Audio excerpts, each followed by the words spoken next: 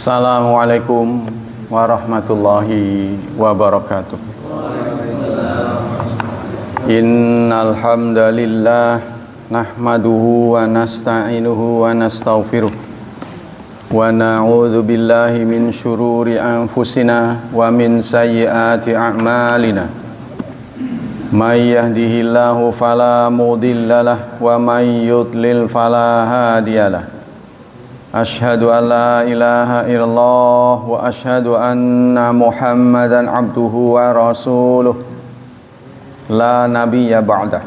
Allahumma salli wa sallim ala nabiyyina Muhammad sallallahu alaihi wasallam wa ala alihi wa sahbihi wa man sara ala nahjihi ila yaumiddin. Amma ba'd. Ayo ikhwah, kita lanjutkan kajian kitab Nadratun Naim.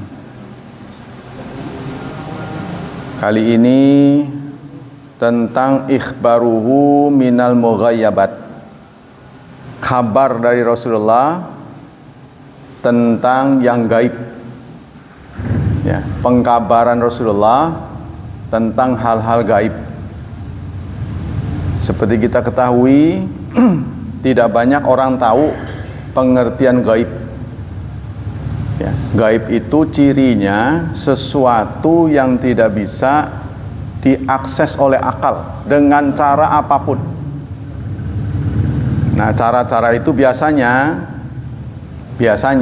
sesuatu itu bisa dideteksi oleh akal kita dengan penelitian, riset biasanya. Kita ketahui ini, oh begini.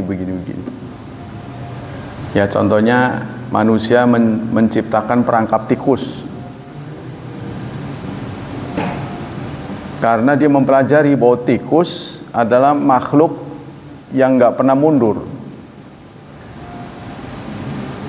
Jadi sebenarnya tikus kalau tahu dia ini jebakan dia mundur, dia bisa lolos. Tapi berhubung dia nggak bisa mundur, maka dia ngusruk ke situ. Begitu kaget dia langsung ke depan, bukannya mundur. Nah, itu penelitian. Ya, begitu juga hewan-hewan, tumbuh-tumbuhan diteliti sehingga hari demi hari hidup kita semakin nyaman. Contohnya kita bisa ada di ruangan dengan suhu yang pas buat kita, nggak panas. Ini juga hasil penelitian. Ya, tempo dulu orang-orang tua kita nggak menikmati seperti kita sekarang ini, AC nggak ada dulu. Makanya dulu kan mangap sih, ngandelin angin aja. Ya kalau udah panas kipas ke gibrik. Makanya dulu di masjid-masjid banyak kipas tuh. Dulu mah. Mungkin zaman kita masih kecil juga begitu, yang sudah umurnya setara dengan saya, apalagi yang lebih ya, di masjid-masjid itu. Nah, alhamdulillah sekarang. Begitu juga dulu kita komunikasi, HP mungkin waktu kecil belum ada. Ya. Saya dulu pernah punya HP, gedenya tuh setelepon. Segede telepon biasa, telepon duduk. Tapi dia nggak ada kabelnya. Digantung. Bunyi klung. Tuh. Nah, kemudian belum bisa SMS. Nah, kemudian ada pager. Tahapan-tahapannya pager dulu. Sebelum ini SMS. SMS pertama kali dikenalkan oleh Simpati Telkomsel. Satu SMS harganya 750 dulu. Kemudian turun menjadi 350, dikritik orang. Dari situ aja Telkomsel meraup keuntungan bisa buat gaji karyawan dengan biaya SMS. Sekarang turun, malah praktis nggak ada harganya, pakai WA sekarang. Pakai WA tuh jadi internet. Nah, itulah penelitian. Semakin hari hidup kita semakin mudah. Yang kedua, kita mendapati kebenaran sesuatu itu dengan eksperimen, uji coba. diuji. Yang ketiga, berdasarkan pengalaman. Ya, contohnya saya pernah ikut proyek stone crusher, menghancurkan batu dari batu. Tapi daerah yang di tempat itu banyak, kampung itu berlumpur lah gitu. Nah nanti kan batu itu akan dibawa pakai truk-truk besar yang muatannya bisa 20 ton apa, gede banget. Dan pasti kan ambles. Didatangkanlah Jepang ke sini. Karena tempat itu setiap diuruk gagal lagi, ambles lagi.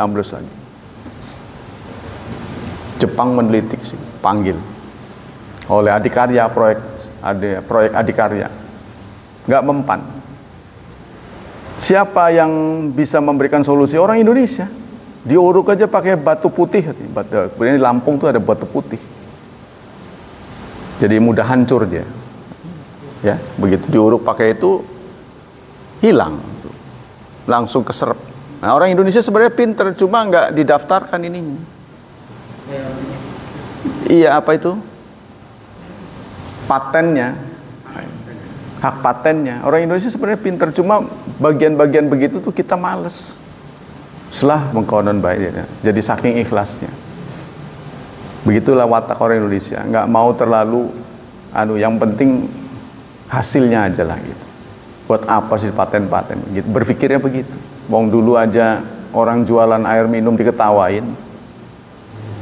Pertama kali diperkenalkan oleh merek lama lah. Masa air minum dijual, sumur aja banyak. Nah, dia nggak melihat sekarang. Sekarang berapa untungnya itu dari air minum. Nah itu. Jadi peluang-peluang bisnis itu kita kurang tajam, bukan nggak bisa, kurang. Sehingga hak paten kita sering direbut oleh negara lain. Contohnya batik, diakui oleh negara tetangga, dan sebagainya. Banyak sebenarnya hak paten kita, ya. Cuma ya itu tadi. Nah itu hasil eksperimen. Ada lagi hasil dari pengalaman. Nah itu pengalaman tadi, saya eksperimen sudah, pengalaman. Ya, jadi 3 biasanya. Sesuatu diketahui kebenarannya karena tadi penelitian, uji coba, serta pengalaman. Nah, gaib tidak bisa. 3 hal ini tidak bisa mengakses yang gaib. Contoh yang paling mudah adalah pahala. Anda teliti pahala nggak bisa dideteksi. Ya kita tadi sholat soft awal dari ujung ke ujung. Kalau Anda ditanya nilainya sama nggak dari ujung ke ujung, rata nggak itu? Sama nggak Pak Hilman? Nggak. Tapi jawab enggaknya itu berapa nggak tahu tuh. Keroknya begitu. Ngomong aja enggak. Berapa? Nggak tahu. Jawab aja iya enggak gitu. Enggaknya berapa? Nggak bisa jawab. Ya, meskipun didatang mesin peneliti, nggak bisa. Nah itulah masuk ranah gaib. Padahal sehari-hari ada pada kita pahala. Dan kita hidup. Kalau mati sih, waduh siapa yang mau ngalamin mati? Susah kan? Seperti azab kubur. Iya kan harus mati dulu, susah. Ganjaran aja yang paling mudah. Berapa itu? Apakah membekas dalam kehidupan kita? Apa ada korelasinya? Hal-hal yang gaib kita jalankan nih, seperti kejar-kejar ganjaran itu kan. Boleh nggak orang melakukan sesuatu karena ganjaran? Boleh. Untuk itulah Allah memamerkan amalan-amalan tertentu ya di waktu-waktu promo. Ada promonya.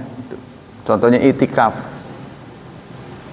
Itikaf sebenarnya bisa dilakukan kapan saja, kita di masjid kan bisa kan.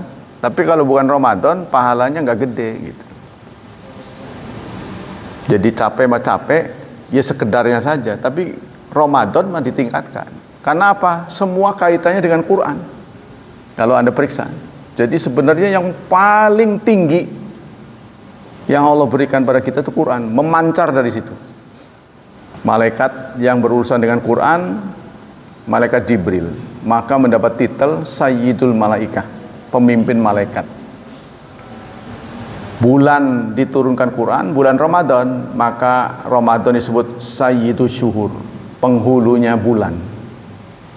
Malam kita lalui banyak, tapi ada malam spesial diturunkan Al-Quran, dialah Lailatul Qadar. Pahalanya saja sampai 1000 bulan. Pernah saya ilustrasikan kalau bulan itu yang dimaksud adalah gaji Anda, karena kita nggak mudeng kalau nggak diliatin tuh. Manusia kan begitu. Manusia itu katanya hewan yang berbudaya. Budaya itu harus kelihatan, ngaton.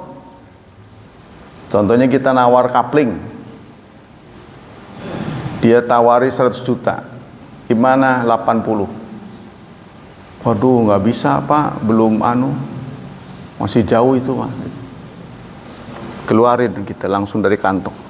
Nah, dia berpikir tuh, kalau udah ngeliat tuh. Kalau baru ngomong mah enggak. Baru ngomong mah, waduh masih jauh. Ini kalau mau tak bayar nih. Ya kan? Nah ini Lailatul Qadar setara dengan 1000 gajian Anda.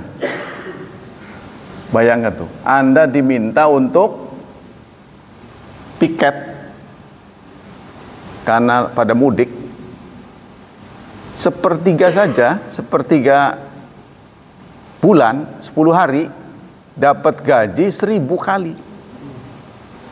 Kalau itu kelihatan, mungkin Anda akan membatalkan mudik, walaupun tiket sudah di tangan. Angus-angus dah. Kalau diperlihatkan, ya kan, bayangkan 1 senti biasanya gajian 1 senti. Tiba-tiba menjadi 10 meter. 1000 senti kan 10 meter. Iya. Kita tadi gajian segini nih di senti. Tiba-tiba 10 meter. Kalau diperlihatkan. Sayang kita nggak diperlihatkan. Sehingga Lailatul Qadar masuk ranah gaib. Kalau ada orang yang cerita begini, itu tidak ada sama sekali dijumpai di zaman Rasulullah. Ya cuma ada pernyataan saja dari sahabat saat Rasulullah mengatakan semalam Lailatul Qadar, dan waktu itu hujan. Ya makanya kalau dalam kajian Islam, hujan itu tidak boleh dimarahi. Hujan itu rahmat, cuma ya kalau terus-terusan rada maras miris juga. Seperti orang yang minta karena kekeringan kan, minta air, ya. Soalnya dia minta hujan sih, nggak dibatasin gitu kan. Si sahabat ini kan minta pada Rasulullah, tolong turunkan hujan, doalah supaya turun hujan, nggak minta pembatasan, secukupnya gitu, nggak ngomong gitu. Maka dihujani sampai Jumat ke Jumat tuh, banjir katanya. Sahabat datang lagi, ya. Iya sih, memang kurang air mah pada menderita, tapi kalau kelebihan juga sama.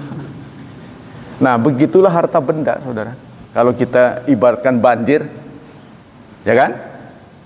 Kurang bermasalah, lebih jadi repot. Bener gak? Kita ini kebanyakan nggak bisa kaya, karena saya sudah ngalamin pedagang ya. Sepi ngelamun, kebanyakan repot, ngedumel juga sama. Sepi juga ngedumel, aduh heran, nggak ada pembeli pisan. Dikasih banyak repot, waduh pegel amat. Jadi gitu kita itu. Maka kalau Anda ditakdirkan biasa-biasa saja, Allah sudah tahu watak begitu. Wataknya tuh kalau kasih banyak, ngedumel tuh membuat min jadinya, ngedumel. Tapi saudara, kajian dari ulama, musibah itu ujian apa hukuman? Konon ini dua-duanya. Begitu seorang mukmin dapat ujian, langsung dapat lompatan pahala, langsung naik angkanya. Kalau saudara mau renungkan baik-baik, tugas kita hari ini ngumpulin poin aja. Sebenarnya, kalau Pak Mul mau berpikir, detik-detik kita yang menuju ajal ini, tugas Anda ngumpulin reward saja, pahala. Cuma kan kita nggak tahu kapan naik, kapan turunnya gitu kan. Maka kita harus mendapat kabar, mana nih promonya, nah, gitu kan? Kita jalanin. Kadang dengan harapan naik kan, tapi ya naik apa enggak? Kan kita nggak tahu kalau naik seberapa, itu masuk gaib. Kita serahkan pada Allah. Sebab meskipun katakanlah di waktu promo, tapi kita menjalankan tidak ikhlas, berkurang. Gitu kan? Karena ada motif tertentu, berkurang. Yang bisa membaca Allah, kan begitu. Sama dengan Anda mendapat kiriman PDF ya. Kalau nggak ada kontennya kan nggak bisa ditangkap tuh. Begitu dipencet, burem tuh. Loh, kok nggak bisa? Karena Anda nggak punya aplikasinya. Begitu, atau udah penuh ininya, kotak masuknya. Maka ditawari perluasan dengan bayar, kan? Ketik, wah iya kebuka. Atau HP-nya udah jadul. Saya ganti HP aja karena diwadani orang, Pak. Jadi selalu dikirim, kan udah dikirim. Ya kan yang ada tuh sih. Kali ini apa ini? Nggak tahunya itu HP-nya tidak memadai, jadi nggak bisa baca bahasa Arab. Kan sudah katanya lafadznya, mana ini kok begini-begini aja icon itu. Iya, nah, itu karena gitu. Contohnya itu. Ya, jadi ini sesuatu yang jadi tadi itu musibah, sekedar tertimpa saja itu sudah dapat pahala. Ulama berbeda pendapat tentang musibah ini. Musibah itu tadi itu ujian apa hukuman? Karena dalam ajaran Islam hidup itu sendiri adalah mempunyai dua dimensi. Ya ujian, ya titipan. Hidup ini. Hidup itu ujian dan titipan. Kapan kita diuji? Setiap saat. Jadi ujian itu bukan lagi nggak nyaman saja, ya. Lagi mendapat nikmat kita juga diuji. Tapi manusia sering gagal ketika mendapat nikmat daripada dapat ujian. Itulah sebabnya kita sering diberi hal yang tidak nyaman. Jadi kalau Anda diberi nikmat terus, contoh, nggak pernah sakit, nanti Anda akan melihat orang sakit itu ngejek, bengek, ngewadani nanti, ya kan? Nggak pernah pegel, hanteman, ngapruk aja ibadah, segitu aja telat, males, ngewadani ini tuh, udah capek kita meraup-raupnya kan? Maka Allah sindir tuh, amilatun nasibah. Ada orang-orang tertentu yang lelah. Dia berkarya lelah, tapi tasla naron hamiyah, namun berakhir di neraka yang panas. Padahal dia aktivis. Karena itu tadi, dia kerja, terus kerja mendapatkan pahala, tapi dia bocorin sendiri dengan menyakiti orang. Tuh, kalau kita dikasih makmur terus tuh begitu. Nggak pernah sakit, ngejek sama yang sakit. Begitu aja, capek, makan gaji buta. Begitu dia, kalau bos-bos itu. Bos-bos itu kan terawat, makanannya enak, bergizi. Nah iya, barang karyawannya makannya begitu, ya sakit. Itu penyebab. Jadi kita harus sabar, fasfir, melihat kekurangan orang lain. Tuh ya, musibah. Tapi kalau ulama berbeda pendapat tentang musibah ini, sekedar musibah dapat pahala apa enggak? Nah, itu ada yang ngomong dapat, ada yang ngomong enggak. Yang mengatakan tidak dapat, dia akan dapat tergantung responnya. Kalau musibah datang dia respon dengan ikhlas, baru dapat katanya. Kalau dia ngedumel, kenapa gagal lagi. Nah, itu berarti nggak dapat.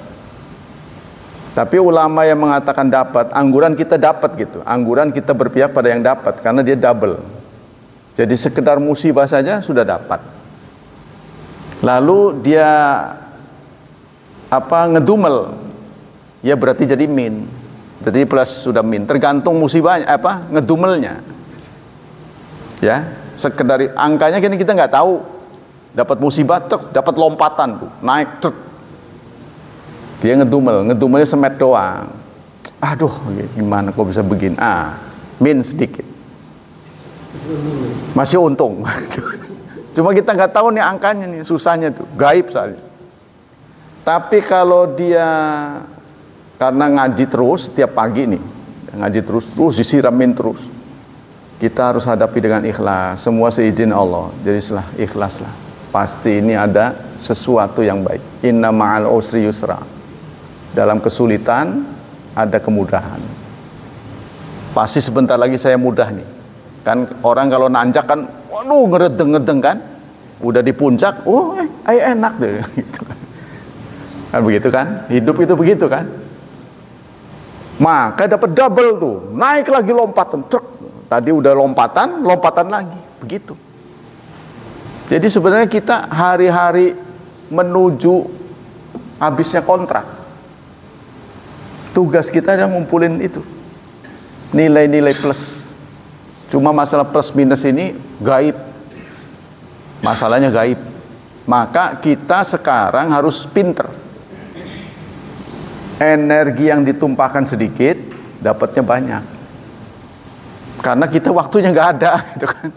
Kalau kita capek, keburu lelah nantinya, dapatnya sedikit doang. Nah itu kayak kesempatan-kesempatan emas, momen-momen doa diijabah, itu kita cari kesempatan-kesempatan. Kita kembali sini. Apa sajakah yang disampaikan oleh Rasulullah tentang gaib? Dalam banyak ayat tadi sudah dijelaskan definisi gaib ya. Wa fi majaatil adillah yadullu ala anna Allah tabaraka wa taala qad ikhtassa bima rafati ilmil ghaib wa annahu istasara bihi duna khalqi. Yang gaib ini hanya diberikan kepada utusannya. Ya, Rasul pun kalau tidak diberitahu nggak tahu. Jadi bedanya mukjizat dengan keahlian, ya. Contohnya Pak Mul, ahli listrik, electrical. Kapan saja diminta, bisa. Pak Mul ini kok konslet terus ya? Bisa. Kapan saja, siapa saja yang minta. Itu namanya keterampilan. Kalau ilmu ya, bisa diulang-ulang, bisa diulang. Kalau keahlian. Tapi mukjizat nggak bisa diulang. Jadi kalau Rasulullah ingin merespon sesuatu, dia nggak punya keahlian untuk mengeluarkan mukjizat. Izin dulu pada Allah. Paling doa, ya Allah, kok kenapa begini ya? Nah, tuh, itu Rasul. Ya, jadi mukjizat tuh nggak bisa diulang semau orangnya. Karena mukjizat itu harus izin Allah. Apa sajakah mukjizat itu? Wa fistahara wantasara bi itla'ila al-ghaib qala Hudzaifah. Hudzaifah ini seorang sahabat yang mendapat keistimewaan dari Rasulullah, suruh nyimpen yang gaib. Berita-berita gaib sering Rasulullah titipkan pada Hudzaifah. Kayaknya tipe beliau ini nggak banyak omong nih. Ya kalau kita jadi sahabat kayaknya Rasulullah mikir-mikir mau pakai omongnya sih gitu aja lah. Aja kakean cangkem ya. Kurang lebih begitu. Kalau Rasulullah wasiat pada kita, aja ngomong-ngomong wong ya gitu. Rusia gitu.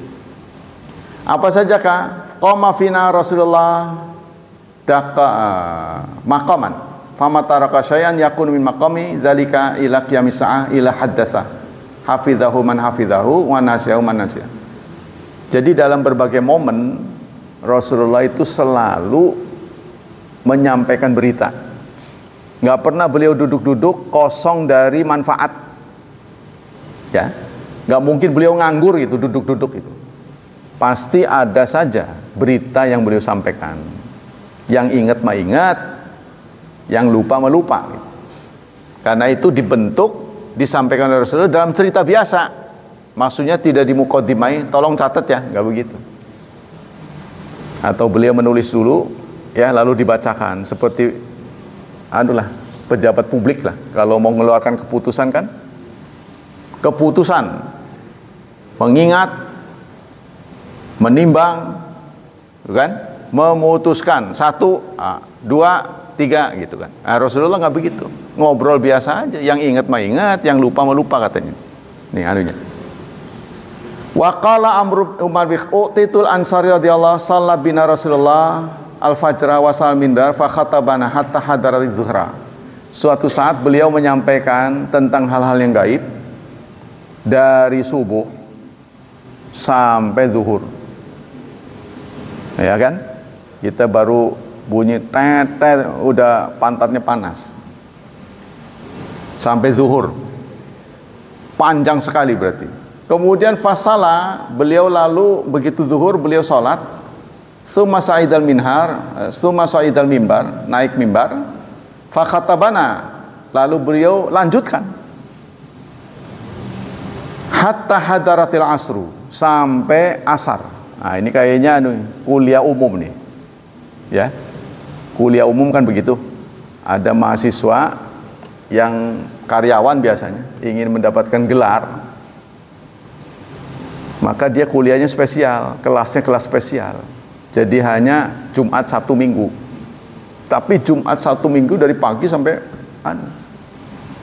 kalau mahasiswa biasa kan pagi sampai jam 12. Dia mah enggak, dari pagi sampai malam tuh. 3 hari itu cuma 3 hari dalam seminggu. Jadi kalau diukur-ukur sama dengan yang reguler, maka dia dapat gelar. Ya, tapi ini spesial buat karyawan. Kenapa karyawan mendapat hak spesial? Karena dia punya duit, pasti bayar punya, itu kan. Jadi kalau meladeni yang reguler, ya memang senang sih, dosennya enak. Tapi ya itu kadang-kadang seret. Kalau karyawan kan, wah, ada kepentingan untuk gelar. Summa saida mimbar, kemudian setelah asar naik lagi ke mimbar, fakhatabana ala garabati Syam.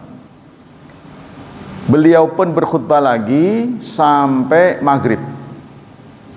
Tuh kadang-kadang beliau begitu, ya. Jadi apa itu beruntun tuh, ya. Terus tuh. Fa'tabarna huwa kainun ila yaumil qiyamah. Lalu beliau menyampaikan hal-hal yang akan terjadi sampai hari kiamat. Jadi ceritanya banyak. Ala tawat likasrati ruwatiha. Di sini hanya diceritakan sebagian karena terlalu banyak. Kalau Anda ingin lebih banyak lagi, maka di sini tunjuk beberapa buku. Karangan Ibnu Katsir, karangan Imam Baihaqi, nah itu buku-buku yang spesial menyampaikan rincian dari hal-hal gaib yang diceritakan oleh Rasulullah. Di antaranya di sini hanya dipetikkan sebagian.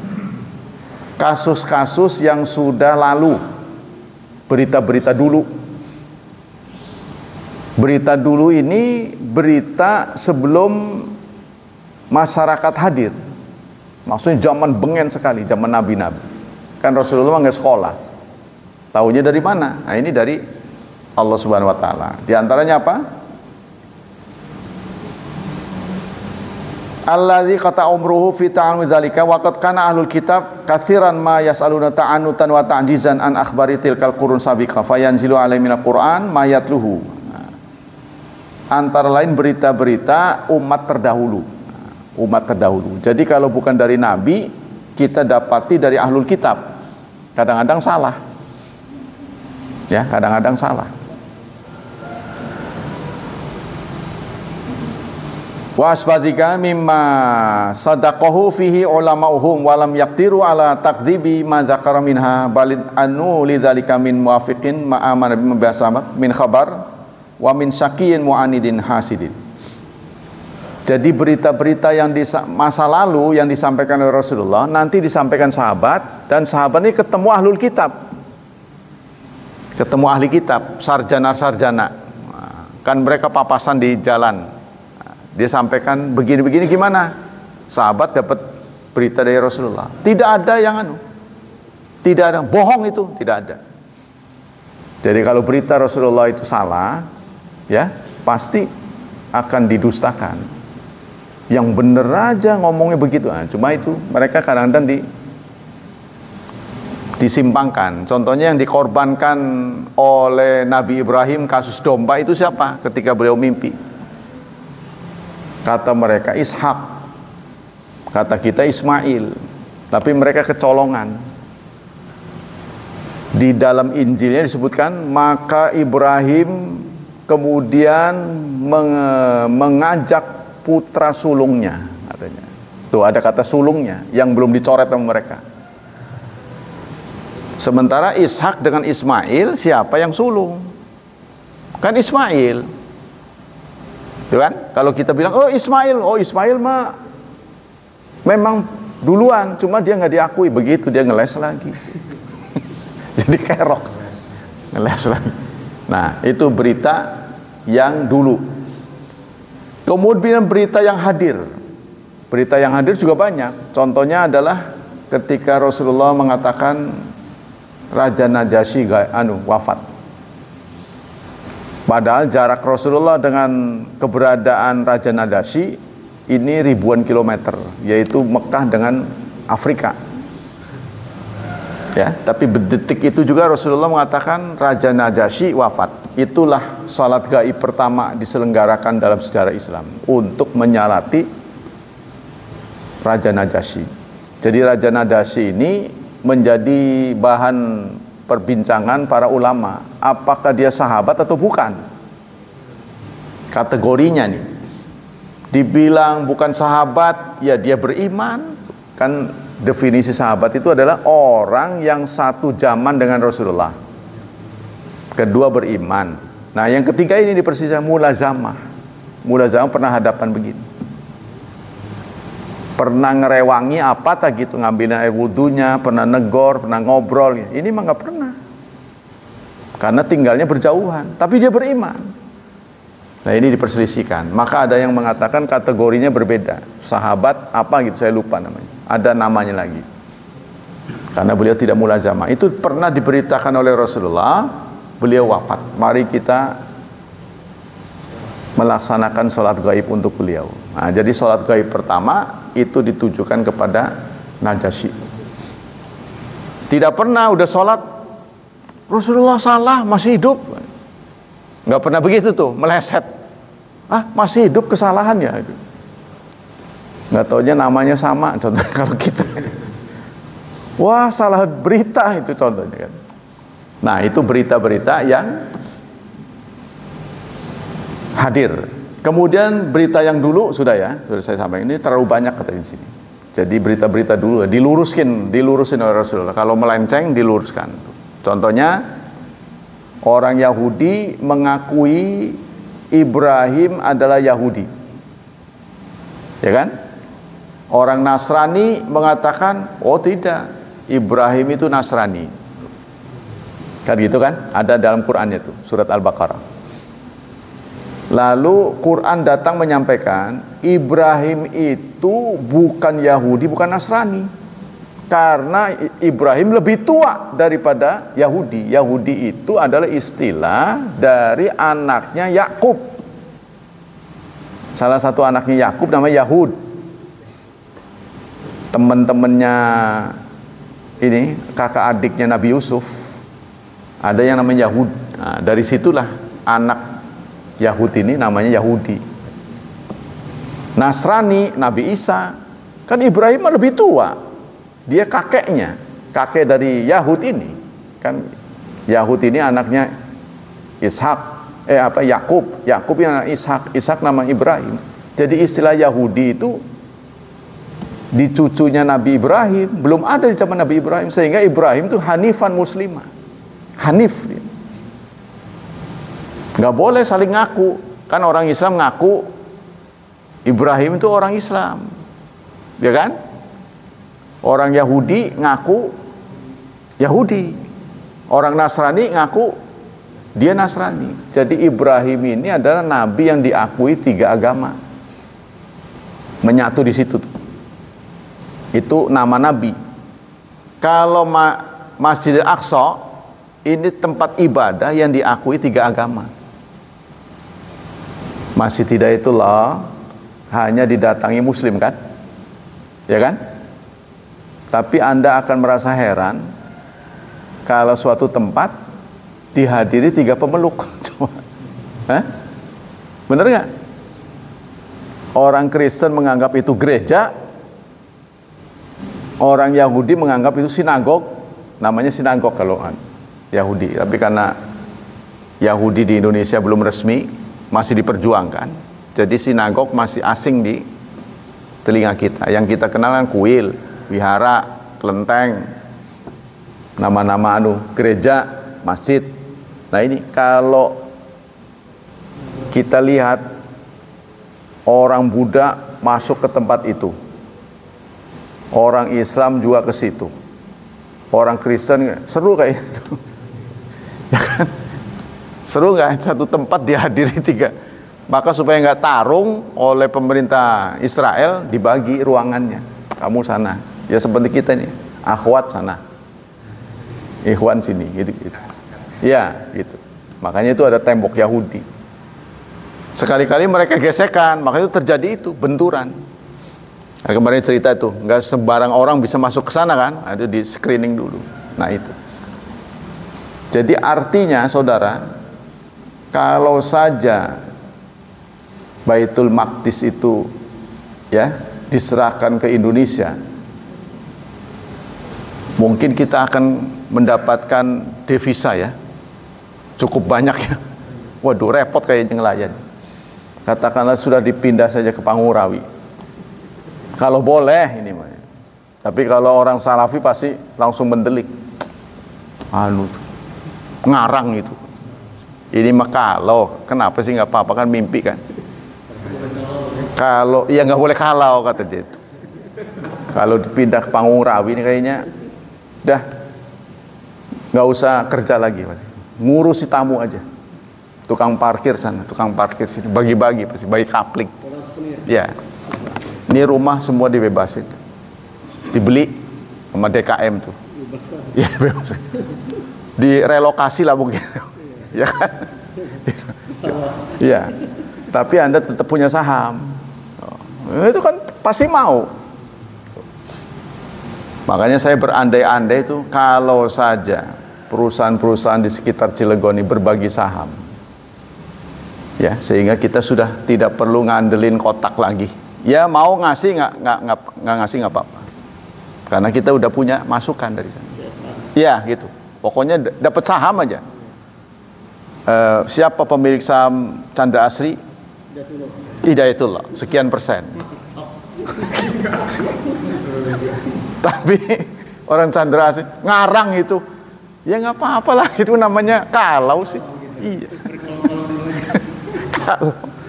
Terus kita punya saham Sankyu, punya saham Asahi Mas, punya saham walaupun 1% aja, nggak usah banyak-banyak. Sudah, kita nggak usah ngandelin. Malah nanti yang berkunjung itu dikasih ongkos. Tolong ini merbot, tanya rumahnya di mana, ongkos berapa itu. Belum ada itu, boleh juga dicoba. Tapi sehari mungkin langsung habis. Itu pernah dilakukan oleh seorang mu'alaf di Cirebon. Tapi bukan nggak pernah ya, bukan nggak pernah. Pernah dilakukan seorang mu'alaf Cirebon, Cirebon bukan Cilegon ya. Jangan salah dengar. Cirebon. Saya lupa namanya. Jadi setiap pengajian yang hadir kasih nasi bungkus siapapun, mau dia sengaja hadir atau karena pengen nasi bungkus, kita nggak bisa membaca hati orang. Yang hadir nanti dibatasin tuh, ada lingkungannya. Ya nggak semua yang di sana yang sehingga membludak gitu. Dia kasih. Ada yang dermawan seperti itu. Ya itu perlu juga itu. Nah ini yang momen-momen seperti ini kayaknya perlu dibanyakin. Karena negara saja kewalahan mau ngasih makan siang gratis, belum juga terlaksana, sudah dikurangi lah. Bingung nanti telurnya telur puyuh kali. Ya kan? Jadi itu pernah dilakukan oleh Nabi Sulaiman zaman ini, zaman kenabian. Merasa dia adalah nabi yang paling kaya. Ya kalau saya bahasakan dunia persilatan nih. Anda tahu kesaktian Nabi Sulaiman bisa terbang. Bisa terbang. Kalau bahasa Quran bisa menunggangi awan. Tapi kalau sekarang Anda melihat orang bisa mencrok ke awan, ini kan terbang itu. Ya kan? Kan pengertian terbang itu punya sayap. Ini nggak punya sayap. Jadi yang ditunggangi awan. Bayangin itu. Terbang dia. Burung-burung bisa diajak bicara. Tuh. Ngobrol sama burung, ngobrol sama semut. Semut aja bisa diajak bicara tuh. Itu kalau satu saja di antara saudara, orang Pangurawi bisa nih. Makmur kita. Dah, bapak-bapak nggak usah kerja. Siapa yang masih kerja? Pensiun. Melayani tamu aja. Iya. Nanti ada show-show-nya. Wah, ini akan menjadi magnet seluruh Indonesia datang. Penasaran bagaimana sih orang bisa berbahasa. Nah itu cuma si Mama Gufron tuh nggak bener. Nggak terbukti ya kan. Kalau terbukti waduh bener-bener. Tapi orang mengatakan sihir itu Bapak, begitu. Sihir. Nah kita kembali ke sini. Jangan terlalu melenceng terlalu jauh ya. Ya ini melamun aja dulu kan. Ini diajak melamun saudara. Tapi saudara bisa membayangkan, maksudnya kita ini kan nggak mengalami Rasulullah hadir gitu. Jadi kalau tidak dibawa menghayal, Anda tidak akan tahu kesaktian Rasulullah. Kalau bahasa silat kesaktian, kalau bahasa agama mukjizat. Ya.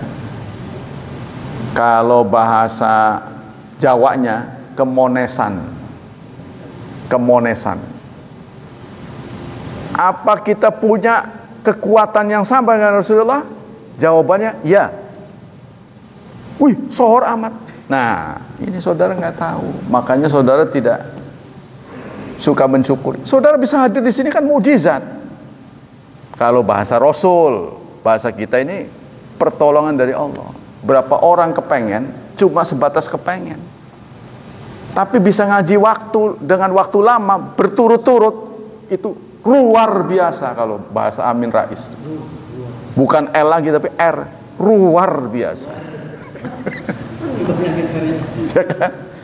Itu hanya bisa dilakukan oleh orang yang mukanya beling, bukan beling, otot kawat tulang besi itu mental baja itu. Hanya begitu. Yang setia tetap ke masjid berkunjung 5 kali, top markotop. Karena kalau Anda tujuk satu tempat seperti masjid 5 kali, pasti diwadani orang edan. Sekarang kita sepakat tempat mana pengganti masjid itu loh. Datangi 5 kali sehari semalam. Ya kan? Ya pohon asam 5 kali sehari semalam. Rade-rade wong kan. Ya kan? Iya. Jadi kalau kita ke masjid 5 kali sehari dalam waktu cepat tuh, dipercepat. Waduh. Saben hari, saudara. Nggak kenal siang, nggak kenal malam, nggak kenal Senin, nggak kenal Selasa, Rabu. Terus aja 5 kali sehari. Ngapruk aja. Waduh ini. Nah itu saya katakan itu mukjizat kalau bahasa Rasulullah. Cuma kita nggak kerasa. Ini nanti disampaikan oleh beliau ini. Anda sering tidak merasa bahwa ketaatan Anda itu adalah bagian dari pertolongan. Kita sering nggak merasa itu pertolongan Allah. Ya, kadang-kadang kalau Allah tidak mampu, Allah tidak memampukan, Anda dihentikan. Contohnya Pak Hilman bercita-cita nanti lehernya panjang. Contohnya itu kan di hari kiamat nanti, bukan sekarang. Nanti panjang tiroid, bukan. Kan nanti akan dapat penampakan yang berbeda bagi orang yang selama di dunianya muadzin, lehernya panjang. Buat apa panjang kayak soang itu kan, ngisi-ngisi akan Iya, kalau di dunia bikin malu. Tapi nanti di akhirat itu supaya orang lihat, lah ini juaranya. Tuh, nggak perlu pengumuman, sudah dilihat dari penampakan. Ini juaranya nih. Jadi nggak perlu, saudara maka akan dinyatakan inilah juara. Nah, nggak perlu begitu, sudah dari wah ini. Penampakannya sudah kelihatan. Terus yang bersinar-sinar terang. Sampai silo, aduh silo, siapa gini? Gali tetangga kita. Itu kan. Nah mudah-mudahan kita juga seterang itu. Jangan sampai ketap-ketip kayak lowbat. Siapa ini? Waduh, jangan sampai itu kita ya. Nah, mudah-mudahan terang benderang. Doa harapannya begitu, supaya Anda senyumnya banyak ya. Sumringah, itu kan? Namanya Nadratun Naim. Ngerti nggak arti Nadratun Naim? Wajah yang sumringah. Jadi kan berita-berita yang menyenangkan ini daripada sedih tuh, ya kan? Kalau kita hati sering senang, maka umur panjang. Begitu tuh. Berapa banyak orang pengaku, apalagi orang biasa, ustadz aja ngomong banyak pikiran dia mah itu. Kenapa abahnya gini? Ada perkembangan, nggak ada perkembangan. Kenapa? Abah banyak pikiran. Itu ustadz yang ngomong begitu, apalagi orang biasa. Banyak pikir. Oh, jadi orang sakit itu kan banyak pikiran. Penyebab terbesar. Coba Anda tanya. Sakit apa saja? Salah satu poin menambah parah adalah stres tuh. Tuh, stres. Di mana-mana saya jumpai begitu, stres. Kenapa orang begitu dinyatakan divonis langsung down? Karena dia mikirin. Dia mikir. Seperti Anda ditakdirkan diabetes, ya. Diabetes 2, alhamdulillah. Cuma diminta ngurangin saja, Anda nggak terima. Penyakit dalam lainnya itu lebih berat. Jantung, duk. Ya kan? Kolesterol langsung kerasa, nggak bisa jalan. Asam urat. Tapi kalau kelebihan gula, cuma suruh ngurangin saja. Mengatur pola hidup. Anda pola hidupnya sembarangan. Makan jangan sembarangan lagi. Dikurangi, pokoknya diminta dikurangi. Tapi apakah semuanya dikurangi sampai habis? Jangan. Kalau sampai di bawah 70, menggigil tuh. Nggak boleh, itu kerendahan.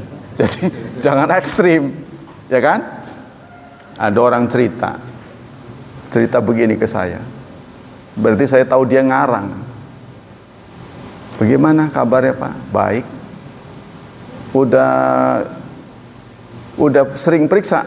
Kayak ini dia sering kram gitu ya. Awas gula darah. Enggak Pak. Emang udah periksa? Udah saya. Berapa? 45 saya. 45. Wong 70 aja drop. Saya diam aja ngarang berarti kamu. Ibu-ibu kan dia, saya suka Pak kram. Hati-hati saya cerita tentang kematian. Dalam suratul Qiyamah ada wal taffatus saqu bisaq ila rabbika yauma idzinil masaq. Ketika dengkul dengan dengkul menjadi satu. Nah, ini cerita Allah nih. Kan tergambar oleh kita dengkul dengan dengkul menjadi satu, itu apa maksudnya? Ternyata itu kram. Kan bahasa kram ini kan dari Inggris sana. Jadi dalam bahasa Quran itu ketika dengkul dengan dengkul menjadi satu, kram. Menjelang kematian dalam proses pencabutan nyawa itu ada tahapan kram. Si penderita ini yang lagi dicabut, kita mah nggak tahu, biasa aja gitu kan. Sikilnya menang baik, nggak tahu lagi kram. Jadi lagi menyatu. Saya suka kram katanya. Ada yang nyelak tuh si ibu-ibu. Saya bilang, Bu, kram itu salah satu tanda gula darah tinggi. Saya udah periksa normal kok Pak katanya. Oh berapa? 45. Saya ketawa aja. Kalau yang nggak ngerti, wong saya aja menderita, jadi saya tahu kan. 45. Wes bagus lah. Tapi saya nggak mau bohong, itu kan mempermalukan dia. Jadi kalau kita tahu dia itu bodoh, kita tahu nih orang bodoh, nggak ngaku bodoh gitu kan, wis meneng baik. Sebab kalau kita beberkan dia malu kan. Wah, ibu itu ngarang, wong anu segini udah menggigil kok. 70 itu batasnya, nggak boleh kurang. Kurang tuh pasti menggigil. Nah gitu. Jadi kita, kalau Anda sok, Anda sudah waktunya habis kontrak. Pilih penyakit apa yang menjadi muqaddimah? Pengantar. Anda ini kan batasnya 63. Saya udah 63. Kata direktur KS. Kan biasa orang tua mah kalau dulu kan pamer kekayaan. Heran kalau udah tua aja pamer umur. Umurnya berapa? Kalau masih muda kerja di mana, begitu kan? Udah naik sedikit, anaknya berapa? Kan begitu. Ini kalau udah tua umurnya berapa tuh? Nanya aja umur. 63 saya bilang. Kalau nyebut 63 kan saya ingat Rasulullah. Waduh, sudah pungkasan. Wah, kok nggak kelihatan ya? Ya alhamdulillah Pak, ini terawat. Saya nggak nyindir siapa-siapa kan. Kan dia merasa tua kan? Karena Bapak banyak pikiran. Alhamdulillah saya terawat Pak. Ini senyum-senyum terus, ini jadi begini. Oh, nggak anu ya, nggak kelihatan umur segitu. Dia ngomong gitu. Nah, kita kembali sini. Hiburan. Ya. Ini kalau dibaca terus angel ini, soalnya ini fotokopi rada surem ini. Lampunya segini. Saya kadang-kadang harus tetap ngisi, tapi banyak peralatan yang tidak terbawa. Contohnya kacamata nggak ke bawah gitu kan. Waduh, kita harus dibaca jadi seingatnya aja. Tapi kan harus baca, kacamatanya ketinggalan. Kan ada aja tuh, namanya sudah faktor umur ya. Perasaan sudah dibawa, nggak dibawa, ini sudah tanda-tanda ini. Kadang-kadang HP ketinggalan, jadwal semua di situ. Waduh, nginget-ingetin di mana terakhir saya bawa ya. Oh di sana, saya tanya, untung masih ada. Contohnya kacamata juga ketinggalan nih. Di mana? Di pondok. Terakhir saya bicara pakai kacamata, ingat. Oh ngajar saya bawa. Setelah itu saya nggak ingat lagi. Selidiki. Maksudnya apa, jatuh di jalan atau di sana? Kalau di sana kan banyak tamu, takutnya ada orang yang bawa itu kan. Kemudian faqala Umayyah li Sa'ad ala antaziru idzan tasafa nahar wa hafalan nas. Suatu saat begini, ada seorang sahabat namanya Umayyah bin Khalaf. Umayyah bin Khalaf ini penentang Rasulullah. Ya. Lalu Rasulullah bicara kepada seorang sahabat Sa'ad. Namanya Sa'ad. Wahai Sa'ad, nanti Umayyah bin Khalaf itu akan terbunuh. Padahal orangnya masih hidup. Nanti dia akan terbunuh. Nah, Sa'ad itu kemudian menyimpan berita itu sampai suatu saat dia bertemu dengan Umayyah bin Khalaf. Tarung. Pokoknya yang satu membela Nabi, yang satu memusuhi Nabi. Kan di jalan pasti tarung. Ya. Pembela Nabi pasti akan memuliakan Nabi. Cerita yang bagus-bagus. Dia cerita ngejelek-jelekin. Kamu juga nanti dibunuh. Saya dibunuh. Kan melihat kemampuan Nabi kan dengan teman-temannya kan sedikit. Oh yang bener aja, saya dibunuh. Iya, kamu nanti dibunuh. Nah kemudian pada waktu perang Badar terjadi.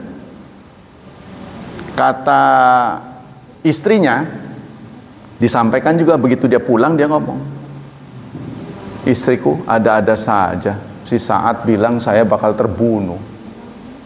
Hah? Terbunuh? Yang bener aja. Nah, waktu perang Badar, istrinya melarang suaminya berangkat. Kamu ingat nggak Muhammad pernah kasih tahu kamu akan terbunuh? Udah jangan berangkat, ngapain? Takut beneran. Itu kan? Takut beneran. Dia sudah niat nggak berangkat, tapi orang-orang memprovokasi. Masa orang semulia Anda nggak ikut? Jadi terbawalah. Akhir terbunuh. Tuh, jadi Allah sudah berkehendak, upaya apapun yang dilakukan manusia nggak akan bisa. Nah, ini salah satu masalah gaib yang disampaikan oleh Rasulullah, terbukti pada kenyataan.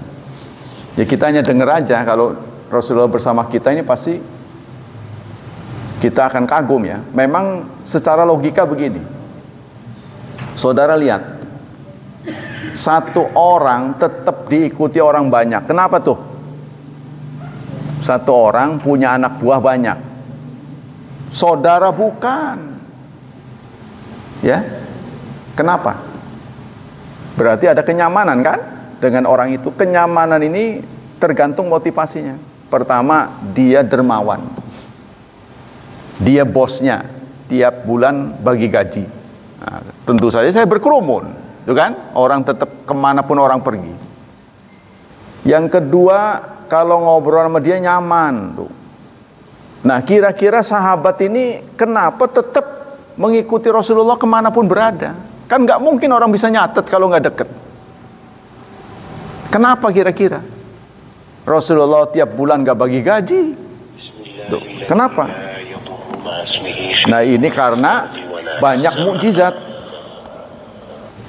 Ya, banyak mukjizat yang disampaikan Nabi. Kalau sampai mukjizat-mukjizat Nabi, berita-berita Nabi di sepanjang perjalanan itu bohong, mustahil mereka akan tetap menemani.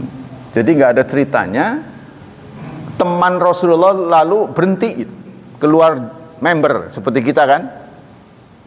Kadang-kadang dusun, nggak ada apa langsung keluar. Harus ngomong dulu, punten saya repot. Kecuali kita dimasukkan ke grup tanpa ngomong, berarti kita dimasukkan tanpa ngomong. Saya keluar juga nggak ngomong. Ya, tapi kalau kita masuknya itu restu kita, maka keluarnya harus restu kita juga. Itu namanya adab. Punten saya mau keluar. Kenapa? Mau ke toilet. Ya kan? Ini penuh nih. Nggak bisa begitu. Kan bisa dikurangi dengan cara apapun bisa dihapus secara otomatis. Untuk menjaga keharmonisan, kan? Nah, di zaman sekarang ini. Jadi jangan tahu-tahu keluar, ini menimbulkan tanya, kenapa ya? Nah, ini akan menyebabkan suudzon, gitu. Orang berprasangka, kenapa ya, tanpa menyampaikan sebab, alasan. Petunjuk dari Rasulullah kan, alladzina idza asabathum musibah qalu inna lillahi wa inna ilaihi raji'un. Tapi musibah yang dimaksud di situ bukan hanya kematian. Ya, karena mati listrik juga kan musibah. Inna lillahi wa inna raji'un. Arti inna lillah, kita berasal dari Allah, akan kembali kepada Allah. Maksudnya apa? Memang dunia ini nggak sempurna, gitu maksudnya begitu. Kita dibatasi oleh Allah, serba terbatas. Ketika aliran listrik mati, selama ini terang, lalu mati, memang nggak sempurna. Nanti kalau Anda pengen hidup terus, ya di surga, nggak ada matinya. Wa innal akhirata lahiyal hayawan, hidup yang sempurna adalah di akhirat. Kalau di sini nggak sempurna lagi, sehat, sakit. Inna lillahi wa inna ilaihi raji'un. Memang kesenangan itu dibatasi. Nah, kita diingatkan, gitu maksudnya. Jadi yang terbaik ya innalillah. Ya, kita nih, kenapa kamu nggak suka ngaji? Gering, alhamdulillah. Lah marah. Ya kan, keliru ngucapin kan? Alhamdulillah. Itu aja bahasanya lain tuh. Kalau kita mengunjungi orang kena musibah kan, la ba'sa tahur. Kan ada tuh, la ba'sa tahur. Cuma orang yang dibahasain begitu nggak ngerti. Kalau bahasa Jawanya boten napa-napa, insya Allah cucian dosa. dosa Anda di laundry, boten apa-apa, lah baksa. Lah kalau dia tahu kan, apa jadi sira ora apa-apa wong mengkenen laran iki. Begitu. Tapi kan sama-sama ngaji, oh ya ini doa itu kan, semoga penderitaan Anda mendapat kompensasi peleburan dosa. Itu maksudnya la ba'sa tahur. Kalau kita berkunjung ke orang sakit, jadi orang yang sakit juga ngerti. Kalau nggak ngerti ya begitu, sama dengan softnya diluruskan itu kan. Begitu lurus, ngedeket lagi, apa nih semennya lega nih kata dia ngebat. Tempat begini lega kok mepet-mepet amat sih. Padahal dia dengerin ini.